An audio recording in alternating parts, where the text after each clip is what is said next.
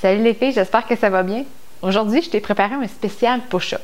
Pourquoi? Parce que en fait, c'est un exercice qui est avec le poids du corps, qui est facilement accessible et qui peut être autant fait en prénatal qu'en postnatal. Mais il faut l'adapter. En fait, je te présente aujourd'hui le top 3 que tu peux faire comme push-up enceinte et le top 3 que tu peux faire en postnatal. Avant de te montrer les exercices, c'est important de savoir les 3 notions suivantes. La première notion, en fait, c'est que le but de faire des push-ups, c'est d'aller cibler, en fait, de travailler tes pectoraux, tes triceps, un petit peu tes épaules et les stabilisateurs de ton tronc. Donc, pourquoi pas les adapter? C'est pas grave de toute façon si c'est pas la même technique. Si on cible les mêmes muscles, pourquoi pas les adapter et faire des exercices qui sont beaucoup plus sécuritaires pour toi. Deuxième notion, en fait, c'est que le push-up régulier, il va cibler beaucoup les grands droits. Les grands droits, en fait, ils vont avoir comme fonction de tenir ton tronc droit. Alors, si tu les fais pendant que tu es enceinte ou en postnatal et que ta réadaptation n'est pas terminée, bien, ils ne pourront pas, en fait, dans l'exercice, le but de l'exercice d'aller travailler les grands droits, ce serait de rendre ton tronc plus solide, plus stable. Et avec une séparation des grands droits, par exemple, bien, ça ne pourrait pas bien fonctionner. Donc là, c'est vraiment pas optimal de faire cet exercice-là. Troisième notion, j'en ai parlé dans la deuxième, en fait, c'est la diastase. C'est certain que vu qu'on sollicite les grands droits, les push-ups, autant enceinte, même si tu n'as pas encore une diastase, ça va te suggérer de diminuer ou même de... Moi, en fait, j'en ajoute pas d'exercice qui cible les grands droits pendant la grossesse parce que avec la relaxine, une des hormones là, qui va rendre ton corps un petit peu plus souple, et ça va faire en sorte que tu vas être plus à risque d'en avoir une diastase si tu travailles sur les grands droits. Puis l'autre chose, c'est qu'ils vont moins remplir leur fonction de protéger ton tronc. Donc, on n'ira pas mettre une surcharge là-dessus. On va éviter de les travailler, mais on va pouvoir travailler le reste, les transverses et même les autres muscles du corps sans problème. En postnatal, si ta réadaptation n'est pas terminée, même si tu penses que tu n'as pas une diastase ou tu n'es pas certaine, bien c'est certain qu'on va aller faire d'autres exercices qui vont aller solliciter les pectoraux, les triceps, les épaules, sans problème, juste par précaution pour pas ralentir en tout cas ta réadaptation. Donc, c'était ça, en fait, pour les 3 notions qu'il fallait savoir. On se rejoint au tapis pour faire le top 3 des exercices de push-up.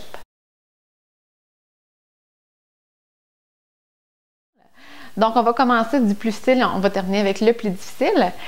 Pour débuter, en fait, c'est certain que le push-up régulier peut être transposé au mur. C'est un exercice qui va être beaucoup moins difficile pour les bras, qui va mettre vraiment moins de charge sur les grands droits.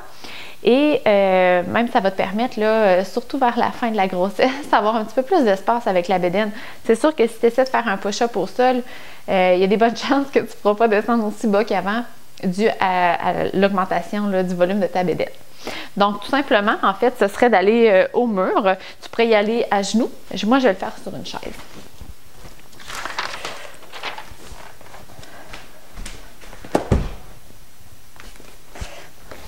Donc, ce serait tout simplement d'être soit à genoux ou debout. Debout, ça va être l'option la plus facile. Tu mets tes mains tout simplement au mur, ce serait de mettre les mains à la hauteur de la poitrine. Et là, tu pourrais te mettre en posture soit sur les pieds ou sur les orteils si tu veux que ça soit un petit peu plus difficile. Donc, à genoux, en fait, c'est tout simplement d'avoir les mains largeur des épaules ou un petit peu plus large.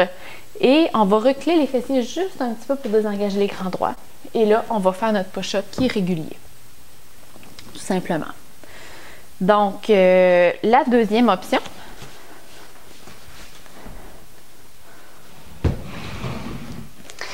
Deuxième option, en fait, ça serait ça s'appelle la posture de table. Donc, si je fais un push-up qui est régulier comme ça ici, normalement, je vais toujours être en planche. Ça, c'est une norme en push-up.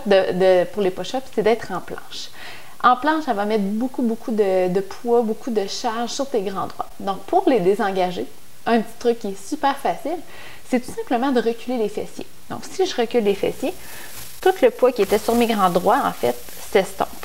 Donc, je pourrais tout simplement faire mon push-up, mais en laissant les fessiers reculer.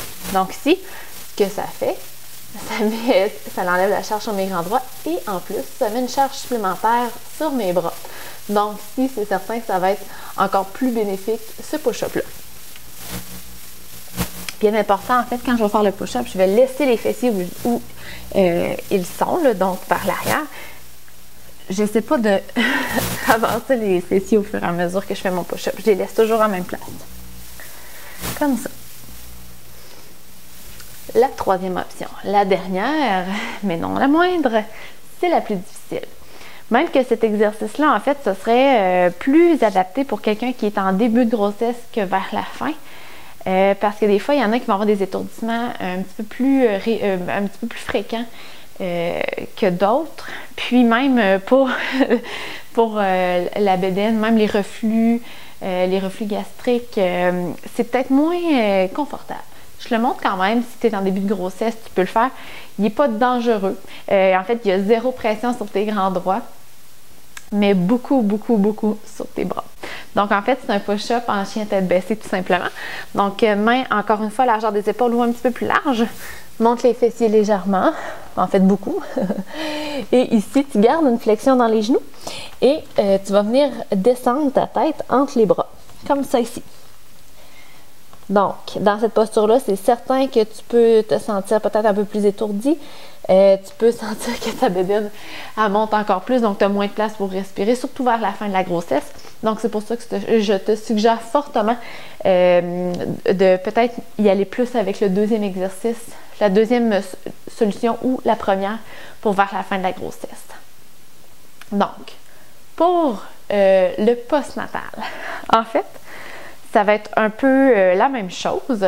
Donc, le chien tête baissée, le push-up en chien tête baissée, c'est certain qu'il va être très utile parce qu'en postnatal, on veut ça reprendre notre forme rapidement. Et les exercices qui étaient adaptés pour la grossesse, étant donné qu'on n'a plus de bédaine, souvent, ça peut arriver en fait qu'ils soient un petit peu trop faciles pour nous. Donc, c'est certain que ça va être un exercice qui est pas dangereux pour les grands droits, pas dangereux pour le plancher pelvien. La seule chose, en fait, là, c'est que même si la motivation est là, on va essayer de respecter la technique avant de monter dans de monter l'effort. Ce que je veux dire par là, c'est que si toutefois je fais un push-up, encore une fois, ici, ça va être bien de reculer les fessiers en postnatal pour éviter d'aller contracter, d'aller solliciter les grands droits. Si, par exemple, je fais mon push-up qui est adapté pour une femme en postnatal, puis que ici, je suis pas capable, en fait, de descendre bien bas parce que c'est trop difficile pour mes bras. Puis là, je descends jusqu'ici, puis j'ai de la difficulté à remonter. Puis là, petit à petit, mes fesses descendent, puis là, c'est vraiment difficile. Mais en fait, ici, c'est que je néglige la technique. Donc, c'est certain qu'avant de, par exemple, essayer le push-up en chien tête baissée, je vais essayer d'avoir la meilleure technique. Même, je pourrais peut-être essayer sur une chaise ou au mur pour gagner un peu de force au niveau des bras avant de descendre là, au push-up au sol ou même chien tête baissée. Avant de retourner au push-up régulier, assure-toi de faire une progression quand même qui est sécuritaire. C'est-à-dire que si toutefois, en fait, il faut t'assurer que ta diastase est rétablie avant de les faire, les push-ups réguliers. Si, tu as le OK de la physiothérapeute ou tu es 100% certaine que tu n'as plus de diastase, avant d'essayer un push-up régulier, c'est certain qu'il va falloir que tu fasses quelques push-ups, par exemple, entre 10 et 15 répétitions sur les genoux. Voir si tu es capable de descendre bien bas, de garder les abdominaux bien contractés et de garder la posture de planche.